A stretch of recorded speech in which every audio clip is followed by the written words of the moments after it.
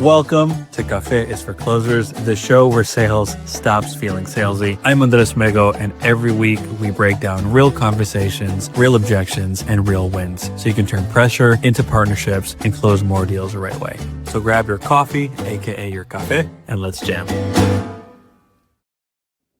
Oh, how'd you like that, huh? It was good. Upgrading. Yes, we are moving up in the world. Welcome to you guys. If you're watching, I'm here with we call her the B2B Barbie. Her name is Diemena. We're going to talk a little bit about her experience. So for those of you watching who are maybe new to the industry, considering getting into the industry, or maybe you've been in it for a while and you're like questioning your path, like, is this the right thing for me? Diemena has like experienced all of that.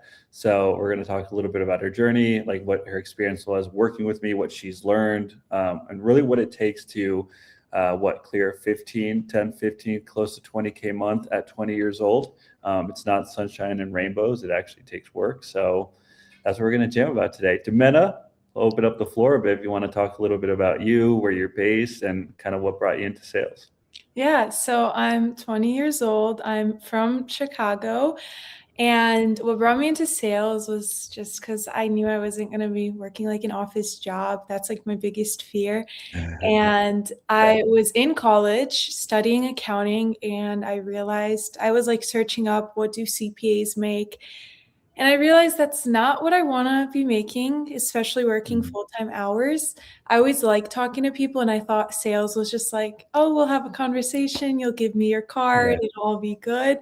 I didn't realize it was an actual skill when I had to learn that the hard way. But after actually learning it, it's so much more fun now. And yeah, that's just going to be what I'm going to keep doing. Yeah, awesome. Well, you've had some quite big announcements that we can talk about in a sec. What was when you looked at what a CPA makes, what were they making on average? It was like starting salary was like 60,000 for like beginners, and then you can scale up to like 100,000 after like years. Yeah. And that just wasn't for me. And and that's after graduating. Yeah, and like working, and even if you were to start your own firm, which was ideally my goal, it was just like it would take way too many years to actually get to that point where you're even bringing in or over $100,000. Yeah. And there's always like, I think people are scared of sales because there's a risk, right, that it's not consistent. But I mean, I think kudos to you for jumping in at your age. I'm curious, like, let's go back to the beginning. It all started when we were 5. Just kidding. Before you found me, like, how did you get into high ticket? I was one of those that got sold on the dream. So like I got into this program, and it was like, you can tan all day, take 2 calls, and live the lifestyle, make 10K a month. And I was like, that's what I want to be doing. And that's nice. Yeah, I mean, the program wasn't horrible, right? But it was very beginner friendly, and it was not necessarily what it actually looks like. And then I got on an offer. I did like maybe like 1 or 2 offers, but the first like closing one was like a female fitness offer. Okay. Absolutely failed that. Like I was questioning if sales is even for me. Yeah. But there was something inside me that was like, just keep trying. Like, don't like, my rationale was like, if I'm gonna be doing sales, I don't want 6 months of stressing myself out mentally and exhausting. I might as well just get the skill first. Yeah. And then I'll have more fun. So yeah, that's how I got into high ticket sales. That's how you got in. And so when you say you're failing miserably, like, what's that mean? My commission month was $1,486. That's what I took home. And you were taking like a decent amount of calls? Yeah, I was probably taking like 5 to 7 calls a day. Ooh. Yeah. Okay. And it was a woman's fitness offer? Okay. So you had the volume, but you weren't converting. And what do you think you were struggling with most at that time? I mean, everything. I want to say objection handling. I would kind of not yell at them, but I would argue with them. I love arguing. So I was just like, oh, this is fun. I would get hung up on every other call. And even discovery, like they would say stuff to me and I would just let it fly by. I would buy into their frame. Oh, they need to talk to their husband. Okay, like do Mhm. that. I completely understand. Like, Uh, yeah. okay. Which like I think, and this is something I can't teach. I think it just comes through repetition and but also just like this something I say about you is that you have this unwavering belief that you're going to succeed. Because if you're just willing to argue with people, right, even if you're not making sales, like if you're willing to face rejection, when you learn the skill, it just like you just start having fun with it. And that's why I think a lot of like salespeople struggle with like building that like inner conviction. Now for you you're buying into frames, you're yelling at people, you're getting hung up on. Then Katie introduced us, yeah? Yeah. Okay. Why did you want to work with me? Well, it was funny because I couldn't even access your Instagram when I heard about you. I still Oh can't because God, it's that's like, right. yeah, because it's like That's 21 plus. exactly. It's 21 plus. And I knew Katie and she was like the boss at objection handling. Like we would role play a lot and she was just Yeah. like, she had a way of like convicting someone without pushing them. Mhm. So I Mhm. was like, where did you learn this? Like, I wanted to be trained by her, but then I was like, let me be trained by her mentor. And she Mm. recommended you, had no clue anything about you, did not watch one video about you. I was just like, you know what? If it works, it works. Got on a call with you, and I was just a lay down because I knew at that moment I was like, yeah, that's Yeah, you were. I think with like when you work or when you take on sales coaching students, like this, like it's just being the prospect you want to attract. I'm a lay down as well. Anytime I get on a sales call, I buy. Um, I can't even like show up. I have to like lock my cards away. yeah, like I am hard to get on the phone because Mhm. when I do get on the phone, I buy it. Yeah. So I mean, like kudos to you for just like embodying like just speed to growth. But okay, so I first of all, I'm still laughing because you still can't access my Instagram. That's No, so funny. I still can't. Like, someone sent me a video you made. I did not know it was up there. Oh Couldn't even my see gosh, it. that's so funny. So you okay? So we had our sales call, which you were still. Were you still on the offer when we started together? Yeah, and then like a week after I got let go. That's right. You got let go, Yeah. and you actually got found a very good role. But before we took a talk about that, what were some like the initial changes that we did together that you feel like helped you really start like finding more confidence? Well, we started off with discovery because Mhm. you always like told me that like in order to have a good sale, like you have to have a good discovery, like you shouldn't Mhm. be getting objections. So Mhm. we focused on that because there was a lot of things people would say that were very Mhm. like red flags and I would just let it go Mhm. past. And you taught me to like challenge them early on instead of having to challenge them at minute 40, 50. Yeah. And that made a big difference because it was also like now I was really getting like 3 levels deeper to find out the root cause of why they're even on this call. Yeah. Pitch, I feel like I always liked. You helped me clean that up a bit, just be more confident with what I say. But it Mhm. was objection handling too, because when I first started, I did not know what to say. Someone would give me and I need to think about it. I'm like, what do you need to think about? Like, Yeah. so it helped to actually learn how to question them so that they just persuade themselves instead of me having to tell them what they should be hearing, but it's different because they won't believe what comes out of my mouth. So you helped me Right. with discovery, objection handling, pitch too, but it was more so just the questions I was asking to actually get a change out of someone on the call. Mhm. Mhm. Yeah. Yeah, I think that's really important is like, well, because there's so much sales content out there now. It's like if I just learn how to like say these like, cutesy things at the end of the call, I'm gonna make Mhm. more sales happen. But like if you don't have proper discovery, you're gonna get so much unnecessary objections. Like you'll still get money fear typically with what we sell, but Mhm. like timing objection, think about it like, is it a scam? Competitor, like those types of objections should be, I'm a firm believer, should be smoked out early. Yeah. Um, so we worked on that. And I do remember like for you, because you were so new, like we wrote out a script together, Yeah. um, which I talk about this a lot. Like when you're new, like there's no shame in using and memorizing a script. I think there's a lot of content around scriptless selling now, which is effective once you've already been in the game and you already have a like sound understanding of the process, and then you can move on to that. But if you come into the game completely new and you want to learn scriptless style selling, there's just a bigger learning curve. And with a solid script, like you'll start making more sales initially if you're new. It's like, so for you, like we've been working together, I think going on 3.5 months, maybe, give or take. What did you started with what, $1,400 and you got fired? What did you clear in December? In December, it was 8,200 or in like in comms. some change. Yeah, in comms. Okay. And then what are we doing in January? So 2 weeks into January, I got 100K cash collected. That was my goal for the month because I wanted my first 10K month, as everyone does. Yep. But I was also moving and traveling. So I was like, how can I get this goal and not let that get to me? So I was like, let me just get it sooner, put in the amount of work actually like that so I can, move and do everything I need to do at the end of the month. So yeah, I mean, I'm on track for 15K, could be 20K.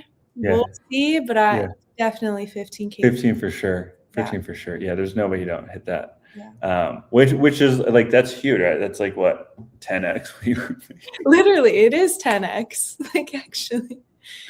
Which and to speak on that, because there's a couple things, right? Like it's really easy to talk about, hey, I went from making $1,500 to 15K, massive growth. But you've worked your butt off, right? You show up on trainings late into the night because you're in Europe. Like I remember seeing you at like midnight, like 2 a.m. You're on train, it's like all black. It's like super dark, and you're like there with your smile. So like you had the discipline.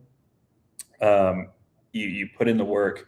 Can you share a little bit about, because one thing that I think I saw in you is like you had this just confidence in yourself that you were going to figure it out.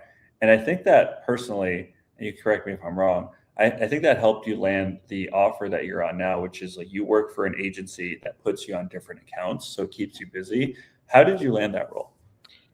It was through the original program I was in, through their like job board. And I interviewed with the guy, and I like interviews. I like selling, like I'm good at selling myself. I do have confidence. So I kind of was just like telling him about my experience. Obviously, I didn't say I was earning 1,400, but I was just like, I'll put in the work. I mean, I know what it takes. I review my calls. I go to trainings daily. I'm always going to be constantly improving, looking for doing revenue generating activities. Like I just would like a chance. And I mean, you'll see I can prove you right. Like I know what to say. And then I got on the offer. I had to go from selling 3K offers to selling a 15K offer. And I knew I was going to need some skills associated with that. So immediately I got to work, started creating a script, because they give you a script. Obviously every job should, but that's not going to like close deals. So I was like, okay, what outcomes do they all need to get? Like, what do I need to hear from them to actually get a close? And even with watching my calls, like you can see the sale being made just in the discovery because of what they're being asked and how they're responding. And so to clarify on that, like for people watching, like Diemena literally sent me, when she got the offer, she sent me like 2 or 3 scripts that she wrote out before she started, like using our templates and what I was teaching her. But like she did it on her own. She's like, hey, I've wrote out these scripts so I can start practicing. What do you think about this? And like that, it's just like being proactive. And this is where I think a lot of salespeople struggle, is it's like, once I get the perfect offer, then I'll start training, right? It's like wanting to lose weight before going to the gym. And notice how it worked for you, because you're on the interview, even though you were new, you were telling them all the things you were doing to show them that you're about it. You're like, I'm already in trainings. I'm already role playing. I've already invested in mentorship. Like these are things I've already done. So if you do give me a shot, I have the highest chance of proving you that I am the right hire, versus saying, hey, if you just give me a shot and I see that this is working, then I'll do all those things. And that's a huge thing that people miss. And I think is like why you're seeing like the trajectory that you're on, because that's a great account to be on.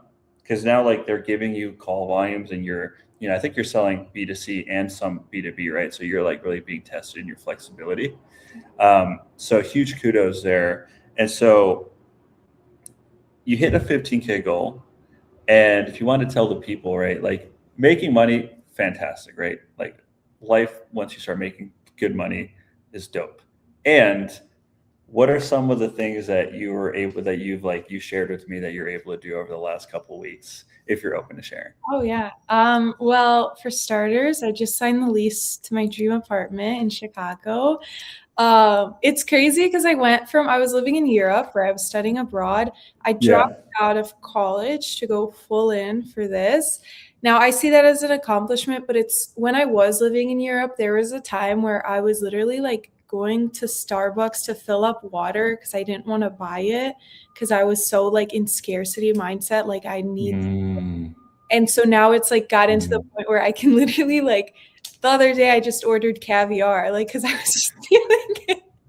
But like it's crazy because it's like with me, with that belief, I did know I would get here, but it was almost like nothing, and then just like exponential.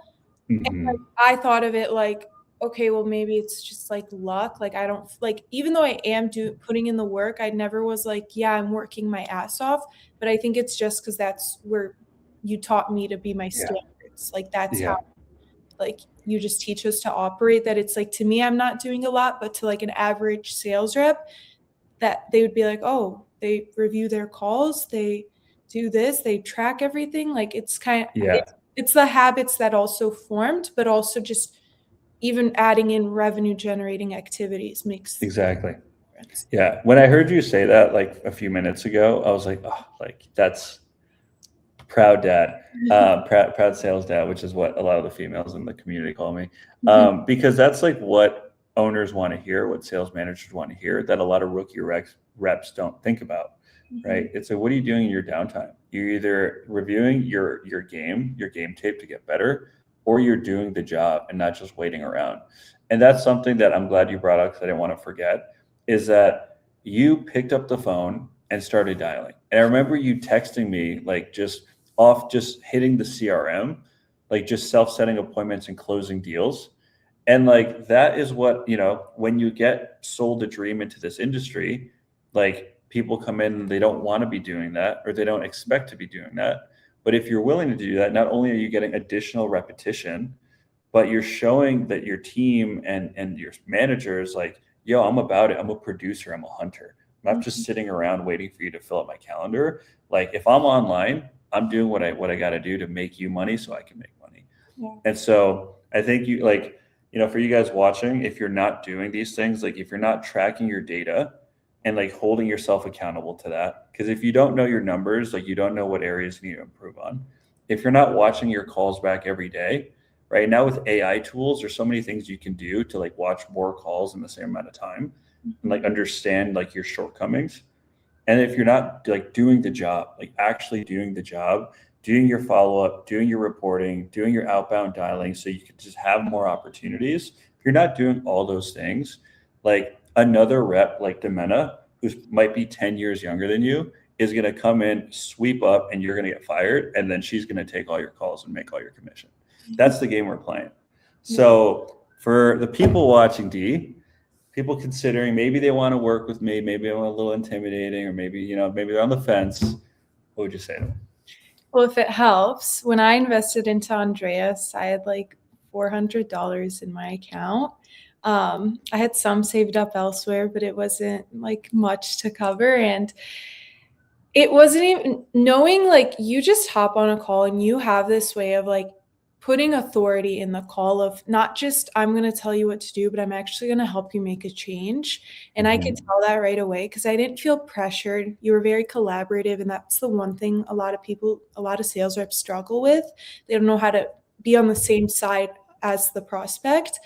And right away, just on that call, I knew that this was like, I had no objections. You did the discovery on me. I knew a little bit what you were doing, but I understood that you knew what to say. You knew how to lead a call with authority too.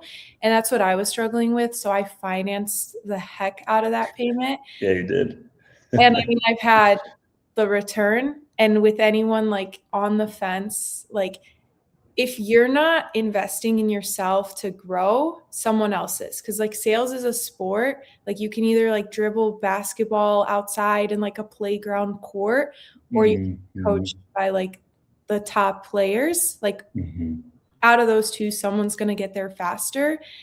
And like you should be your top priority. Yeah. Well said. Couldn't say it better myself. Super proud of you. Like you put in the work.